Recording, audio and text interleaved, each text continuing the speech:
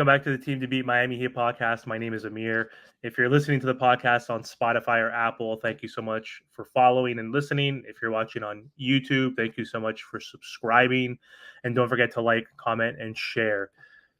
So, the Miami Heat, the offseason just began, and I think one of the biggest things they need to address as soon as possible is the Jimmy Butler extension. So Jimmy Butler is eligible for a 2-year extension worth $113 million. And I believe he is eligible for that extension July 7th. And so the Miami Heat have a big decision they need to make. I think it's going to be an easy decision, but they have three choices, essentially, three routes that they can go. One, they could simply offer him the extension. So the way it works right now, next year, Jimmy Butler will be making $48 million in the 2024-25 season. And then in the 25-26 season, he has a player option for $52 million. So the way it works is if he signs the extension next year, he'll still make his $48 million. And then in 2025, that 52 is going to jump up to 56 million or so. And then in 2026 at age 37, he's going to get that extra year and he's going to get around 59 or close to 60 million, which equates to that $113 million. So Jimmy can either get that extension directly from the Miami Heat. That's one route. And that's based on saying, hey, thank you so much, Jimmy Butler, for being a cornerstone franchise player, one of the top Miami Heat players of all time. Thank you for taking us to the finals multiple times. Thanks for taking us to the Eastern Conference Finals 3 times. So it's paying him for past performance and hoping that he can actually perform better in the regular season, play more than 60 games or whatever he's been playing with this Miami Heat team. I think he hasn't played more than 64 games in a single season with the Heat, and so he needs to accept the fact that, hey, if we're going to pay you this much money, we're not going to be able to afford to pay other high caliber players because Bam's extension is coming up as well, which is a 3-year, $165 million extension. And so we're going to be putting all our eggs in the Jimmy and Bam basket once again. So he needs to understand that he needs to step up. And if he does get this extension, he needs to take the regular season series. He needs to stop load managing, and he needs to try harder for sure to get the Heat out of the play-in tournament, which we've been in multiple seasons in a row now, been the 8th seed 2 years in a row now, and that just doesn't cut it. I've said this a million times, and I'll say it in every video I can, that the 7th seed and the 8th seed have never won a championship for a reason, because usually if you're the 7th or 8th seed, it's because you're a bad team, a mediocre team, or you're screwed and you've dealt with injuries. You could be a top-tier team that has a player out for the season or has been out in and out of the lineup always, or just you lose that player in the playoffs as well. So 7 seeds and 8 seeds don't win. Number 1, 2, and 3 have won 94% of all championships. Number 1 seed has won literally 50 out of like the last 70 championships. So you have to be a good regular season team. So, and Jimmy, if you get that extension, you got to play harder. Second option is not giving him the extension. And if that's the case, do you want a disgruntled Jimmy Butler on this team? So do you trade him at that point? If you don't give him the extension, then do you have to trade him? That's the question, because is he going to want to play for the team if you don't give him that extension? So maybe it's trying to rebuild to a certain degree, or rebuild around Bam. So retooling technically would be the word, because you're not going to rebuild if you still have Bam Adebayo, Terry Rozier, maybe a Tyler Hero, obviously. So trading him is an option. I don't think the Miami Heat are going to do that, and that's not an option. So the other option would be asking him, hey, just play out your contract and pick up your player option and get that $52 million. Then we can negotiate on a year-by-year basis based on performance. I don't know if the Heat are going to do that also. So my guess is that they're going to give him the extension. And I think it's okay. I mean, it's not like the best scenario, because it can hamper us again with our ability to sign other players.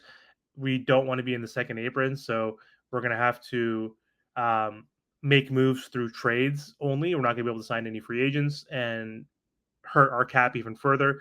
But I can go either way. Like you saw what happened without Jimmy Butler, without one of our best players or best player.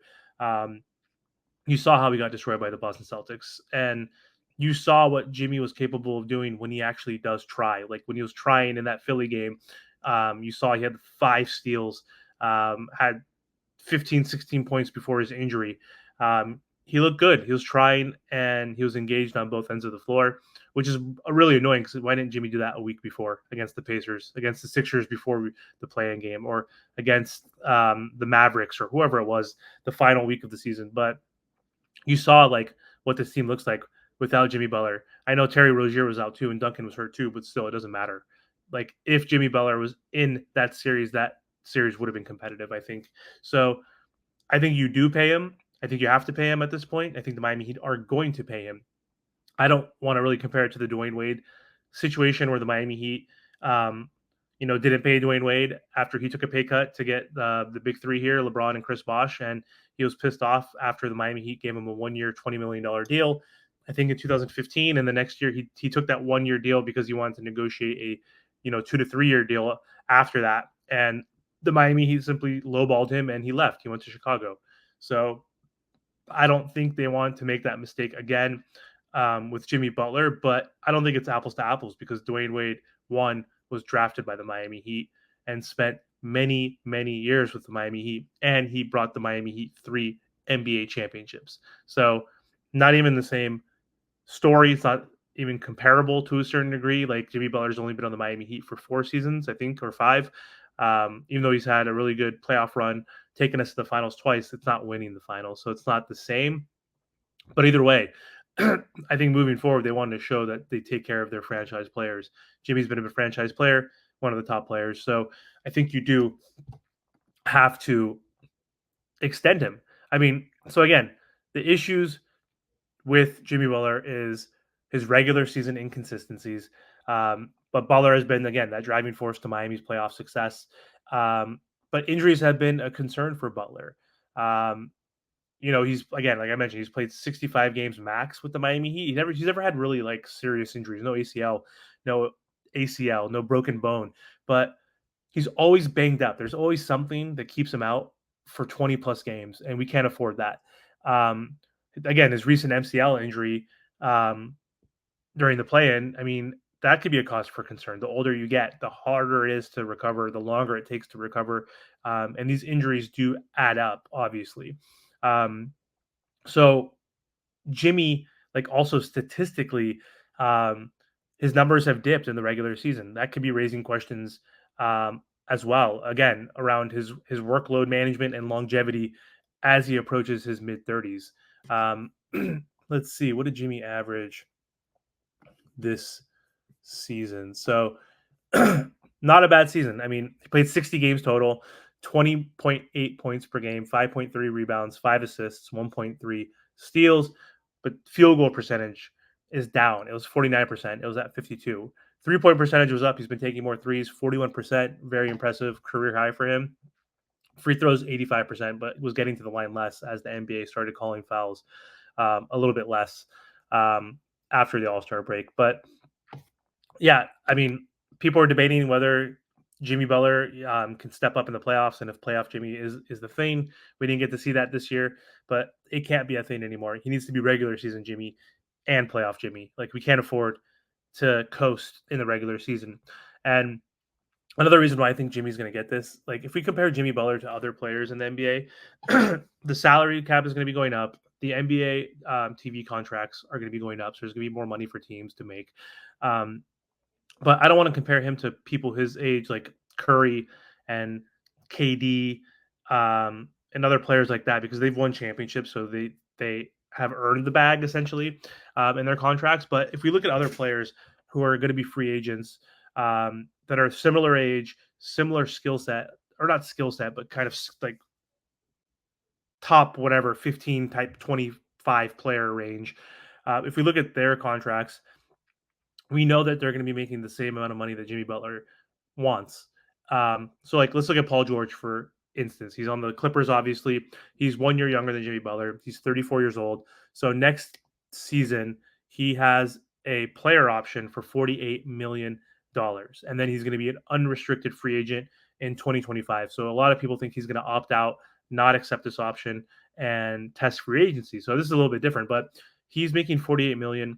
And Paul George is a similar type of player like Jimmy. He hasn't won a championship yet. He's been injury prone um, in his career. I think Jimmy's had a better playoff career um, than Paul George, honestly.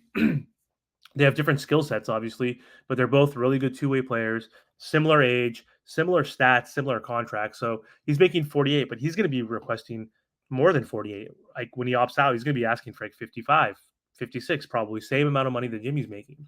And so let's look at his stats. His stats were very similar to Jimmy's this year: 22.6 points per game, 5 rebounds, 3.5 assists, 1.5 steals, 47% from the field, 41% from three, 90% from the free throw line, which is better. But someone like that is going to get, that 52, $56 million that Jimmy wants. Another player to look at is James Harden. Definitely don't want to compare him to Jimmy Butler because he's a playoff choking scrub. But anyway, he also is going to be a free agent. So this season with the Clippers, he made $35 million. He took that pay cut with the Sixers because he wanted to help them sign Maxey and other players. So he's the same age as Jimmy Butler, both born in 1989. They're both 35 years old. Um, he is definitely going to want to make more money. I don't know if he's going to get in the high 50s, but if he's making 35 this year, I could see him making at least like 45 to 48 in that range. And if you look at his stats, not the best. He's been injury prone too, as well.